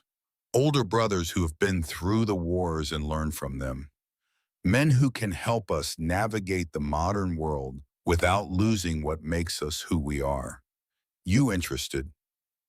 What would that look like? No colors, no obligation. Just when we need wisdom, we call.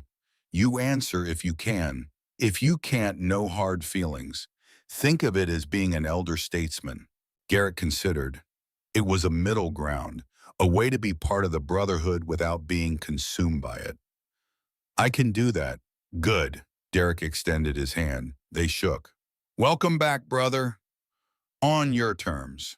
6 months later, Garrett stood in a courtroom watching Braden Caldwell get sentenced. The young man had taken a plea deal, testified against his father, shown genuine remorse. The judge gave him 2 years in minimum security, plus 500 hours of community service at nursing homes after release. It was fair, maybe even generous. Marcus Caldwell had been tried separately, found guilty on all counts. The jury had deliberated for less than 4 hours. The judge gave him 2 consecutive life sentences, one for each murder, no parole, no early release. Democracy depends on every citizen having an equal voice, she had said during sentencing. You tried to silence the elderly, the vulnerable, those you deemed inconvenient. You murdered innocent people for greed. You corrupted the office you held in trust. There is no punishment severe enough for what you've done, but life in prison will have to suffice.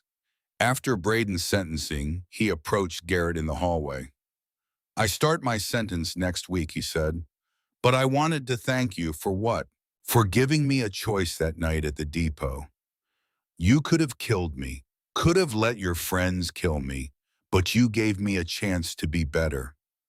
You're giving yourself that chance. I just held the door open. Still, Braden hesitated. I enrolled in college, online courses. I'm going to study social work. When I get out, I want to help people, elderly people especially. Maybe I can make up for some of what I did. That's good.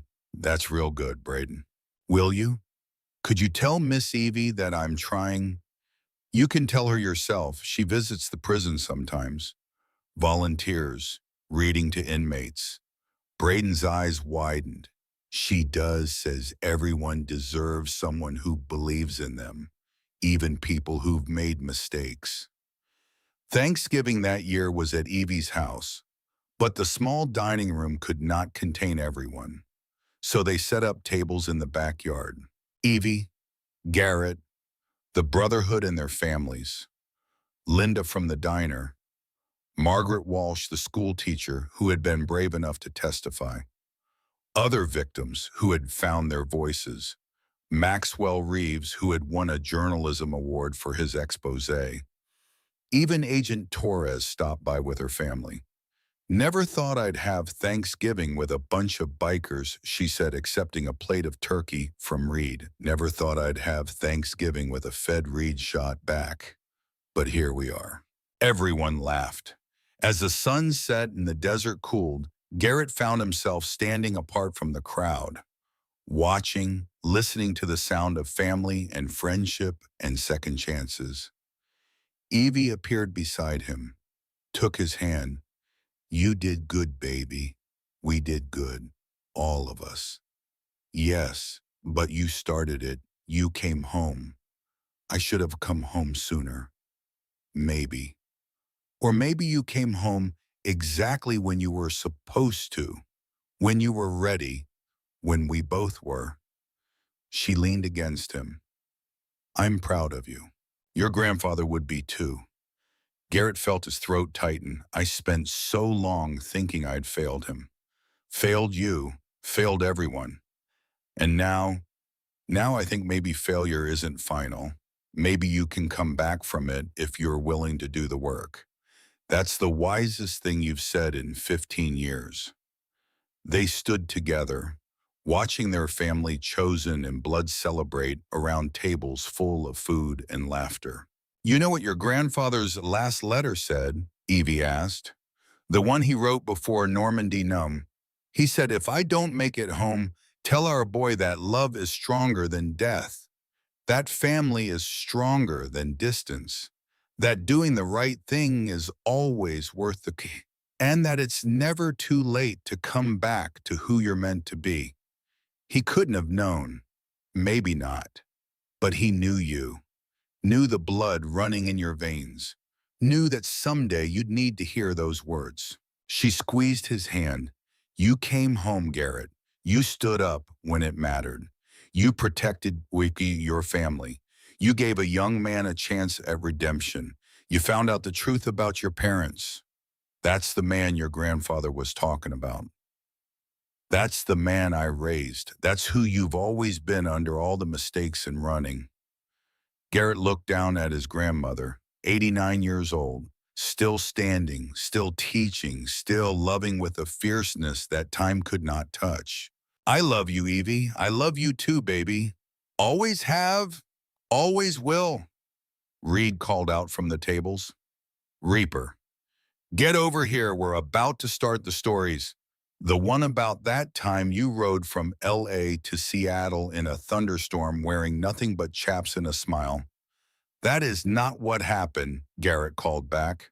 Prove it, Evie laughed. Go on, be with your brothers. I'll be here when you get back. You always are. As Garrett walked toward the tables, toward the laughter and brotherhood and family, he felt something settle in his chest. Something that had been restless for 15 years. He was home, not the Montana wilderness where he had hidden from himself, not the open road where he had run from consequences. Here, in Reno, in Evie's backyard, surrounded by people who knew his worst and loved him anyway. This was home, and he was finally ready to stay. Later that night, after everyone had left and Evie had gone to bed, Garrett sat in the garage with the panhead. The bike gleamed under the overhead light. 15 years of hope captured in chrome and oil. He opened the maintenance log one more time, flipped to the very last entry, written just 3 days ago, Garrett's bike, still waiting. I am too. His phone buzzed, text from Braden. I start my sentence tomorrow. Scared but ready. Thank you for showing me there's another way. Tell Miss Evie I'll make her proud. Garrett typed back. You already are, son. Keep walking toward the light. He set the phone down. Looked at the photographs on the garage wall. His grandfather in uniform. Young Evie, fierce and beautiful. The Brotherhood in their glory days. And one he had never seen before. New, in a simple frame. It was from the depot, after the arrests. Evie surrounded by the Brotherhood. All of them looking at her like she was the queen and they were her knights. Someone had written on the back. He turned it over. Family isn't blood, it's who shows up.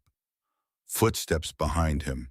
You gonna sleep with that bike or you coming inside? Evie stood in the doorway, wrapped in her robe, but she was holding something. The leather jacket, Garrett's jacket, the one he had given her at the diner, the one she had been wearing when she collapsed. I had it cleaned, she said. Figured you'd want it back. Garrett stood, took the jacket, felt the familiar weight. Keep it, he said. Looks better on you anyway. It's about 6 sizes too big. That's not what I meant. Evie smiled, walked to him, stood on her toes and kissed his cheek. Your grandfather's jacket is in the hall closet, she said quietly. The one from Normandy. I've kept it all these years. I was thinking, maybe it's time you had it. Garrett's throat closed. Evie, you're not replacing him. You're honoring him. There's a difference, she squeezed his hand. He'd want you to have it. Want you to remember that stone men don't run forever. Eventually we plant our feet and make our stand. She turned to go, then paused. One more thing. She reached into her robe pocket, pulled out an envelope. Old, yellowed. The paper soft with age. Thomas left this, she said. 15 years ago, the night he died. He gave it to me before that last job. Said if anything happened, I should give it to you. But only when you were ready. Her eyes held his. I think you're ready now. She placed the envelope in his hand, then disappeared into the house. Garrett stood alone in the garage, the panhead behind him, his grandfather's jacket waiting in the closet, Thomas's letter in his hand. He sat down on the old stool, turned the envelope over. His name in Thomas's handwriting. Garrett, open when you're ready to stop running. His hands shook as he broke the seal. Inside were two things: a photograph, the two of them, brothers. Garrett maybe 12, Thomas 6, at Lake Tahoe, before the drowning, before everything changed. Both of them grinning at the camera, Thomas's small hand holding tight to Garrett's arm. And a letter. Big brother, if you're reading this, I'm gone. And I'm guessing you're blaming yourself. That's what you do. You take on the weight of the world and carry it like it's your job. But here's what you need to know. I chose this life. I chose to follow you into the angels. Not because you forced me, not because I was too dumb to know better, but because you were my hero. You saved my life when I was 6 years old. You pulled me out of that water when I was drowning. And every day after that, I wanted to be like you. Strong, brave, someone who stood up for people who couldn't stand up for themselves. You think you led me into danger, but you led me into purpose. You gave me a reason to be more than just another trust fund kid coasting on family money. You showed me what it meant to be part of something bigger than myself. And if I die doing this, know that I die proud. Proud to be your brother. Proud to ride with you. Proud to have spent my life trying to be half the man you are. The truth is, I'm writing this because the FBI contacted me.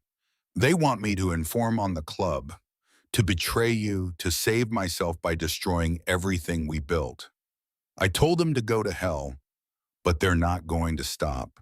They're going to keep pushing, keep threatening, and eventually they're going to put you in a position where you have to choose between protecting the Brotherhood and protecting yourself. So I'm making the choice for you. Tonight's job is a setup. I know that. The FBI told me. They think I'll use the information to save myself, but I'm going to use it to save you. I'm going to make sure you get out. Make sure you survive, even if I don't, because that's what little brothers do. We protect our big brothers, even when they don't know they need protecting. Don't blame yourself for my death. Don't carry it like a burden. Carry it like a torch. Let it light your way forward. Live Garrett. Live big. Live well. Live the life I would have wanted if I'd gotten the chance. Go back to Grandma. She needs you more than the club does, and you need her more than you know. Be the man she raised you to be, not the man the world tried to make you, and know that wherever I am, I'm proud of you. Always have been, always will be. Your little brother, Thomas. P.S. I left something for you at the house.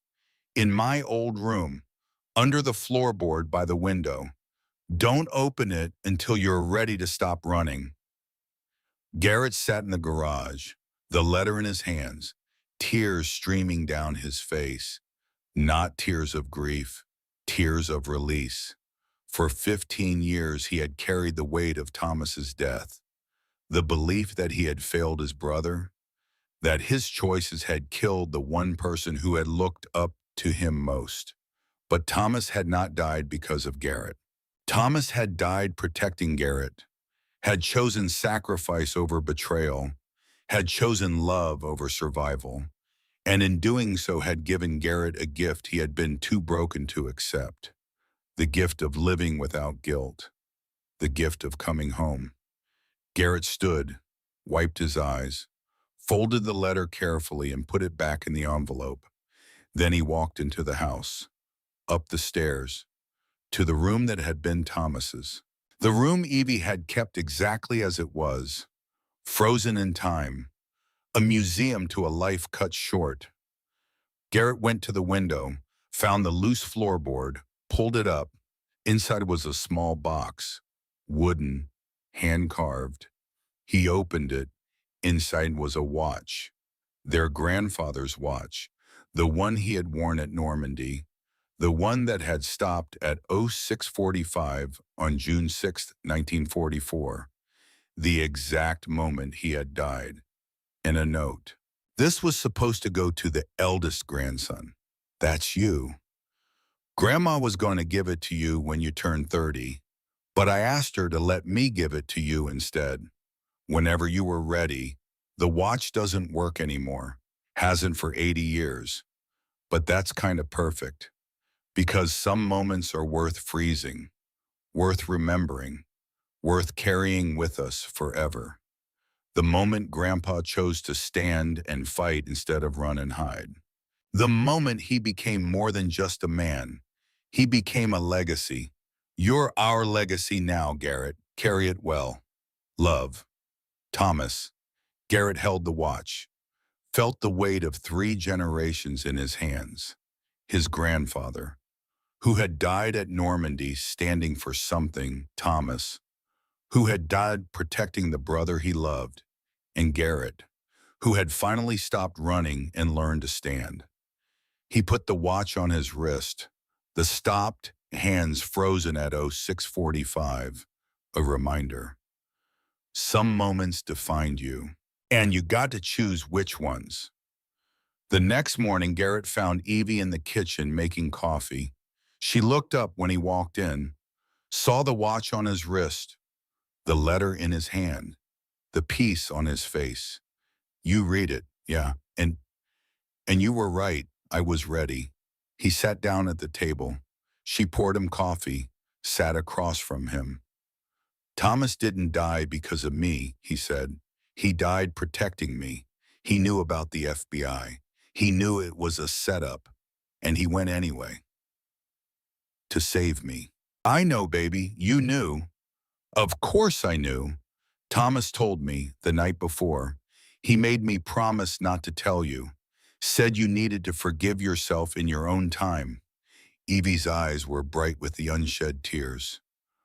I wanted to tell you so many times, wanted to take that burden off your shoulders, but he made me promise, and I kept my promises to that boy, even when it broke my heart. Garrett reached across the table, took her hand. Thank you for what? For loving us enough to let us find our own way, for keeping Thomas's secrets, for keeping my bike running, for never giving up on me, for everything. That's what grandmothers do. You're more than a grandmother. You're the strongest person I've ever known. Evie squeezed his hand. We're family. That's what family does. We hold each other up. We keep each other's secrets. We wait for each other to come home, however long it takes. They sat in the kitchen, morning light streaming through the windows, coffee cooling in their cups. There's one more thing, Evie said. She stood, walked to a drawer, pulled out a folder. Legal documents. I had my lawyer draw these up last week. The land, the house, everything. It's yours, I'm signing it over. Garrett stood. Evie, no. Yes, I'm 89 years old. I'm not going to live forever. And I want to make sure you're taken care of. More importantly, I want to make sure Marcus Caldwell never gets his hands on it, even from prison. But no buts. This is your inheritance. Your grandfather's land. Your parents died for it even if they didn't know it. It's yours. She put the folder in his hands. There's enough gold under there to set you up for life. You could sell it, retire, never work another day, or you could do something meaningful with it. Build something that honors the people we've lost. Your grandfather, your parents, Thomas. Something that helps people. That makes a difference, Evie smiled. Your choice, but either way, the land is yours, free and clear. Garrett looked at the documents, looked at his grandmother, looked at the watch on his wrist, still reading 06:45. I know exactly what I want to do with it, he said, 6 months after that. Garrett stood in front of a newly constructed building on the land that had once been Evie's backyard. The Stone Family Community Center. 2 stories, beautiful, modern, built with gold money but designed with love. The first floor was a senior center, activities, classes, medical services, a place where elderly people could come and know they were valued, protected, loved. The second floor was a vocational training center, teaching young people trades, mechanics, welding, carpentry, the skills that could build a life. And in the back, a large garage where Garrett taught motorcycle maintenance to anyone who wanted to learn, free of charge. The grand opening was today. Evie cut the ribbon. 89 years old and still sharp as a knife, still fierce, still standing. This, she said to the crowd gathered, is what family looks like. Not just blood, but community. People taking care of each other. People standing up when it matters. She looked at Garrett. My grandson learned that lesson the hard way. But he learned it, and now he's teaching it to all of you. The crowd applauded. Braden was there, released early for good behavior and testimony against his father. He had completed his community service hours, enrolled full-time in social work, school, and now he volunteered at the center 3 days a week. He approached Garrett after the ceremony. Thank you, he said, for giving me this chance. You earned it. You did the work. I'm never going to be able to make up for what I did, what my father did. No, but you can spend your life trying, and that counts for something. Reed and Knox and Milo and Preston were there. The whole Brotherhood, wearing their colors, standing proud. They had donated money to the center, volunteered their time, taught classes, because Evie had asked them to. And when Evie asked, you said yes. Agent Torres came, brought her kids, gave a speech about justice and community and second chances. Maxwell won his Pulitzer for the expose, donated half the prize money to the center. Linda retired from the diner. Now she ran the senior center kitchen, best coffee in Nevada. Margaret taught reading classes, helped seniors get their GEDs. Even the 2 contractors who had been at the depot had reached out, apologized, offered to teach security and safety classes for free, trying to make amends. As the sun set over Reno, Garrett stood in the garage with the panhead. The bike was finally being ridden again, not to run away, to ride with purpose. Every Sunday, Garrett and the Brotherhood rode to the center, taught classes, fixed bikes for kids who couldn't afford them, built community. Evie appeared in the doorway. You ready for what? One more ride. Just you and me. She handed him a second helmet, climbed on the back of the panhead like she'd been doing it her whole life. Where to? Lake Tahoe. I want to see where your parents are buried. Want to tell them what you've built. Want them to know their son turned out okay. Garrett started the engine, the familiar rumble, the sound of home. They rode out of Reno as the sun painted the desert gold. An old man and his grandmother, a Harley that had waited 15 years, and a love that had survived everything life could throw at it. At Lake Tahoe, they stood by the memorial marker, Daniel and Catherine Stone, gone too soon, never forgotten. Evie placed flowers. Garrett stood with his hand on the stone. I'm sorry it took me so long to come back, he said. Sorry I didn't know the truth. Sorry for so many things. But I'm here now, and I'm not running anymore. Evie took his hand. They know, baby. They've always known. They stood together, watching the sun set over the water, the same water that had taken his parents, the same water Thomas had almost drowned in, the same water that had shaped every moment of Garrett's life. But now, for the first time, Garrett could look at it without pain. Just memory, just love, Just the understanding that some losses shape you, but don't have to define you. You know what the best part is, Evie said. What?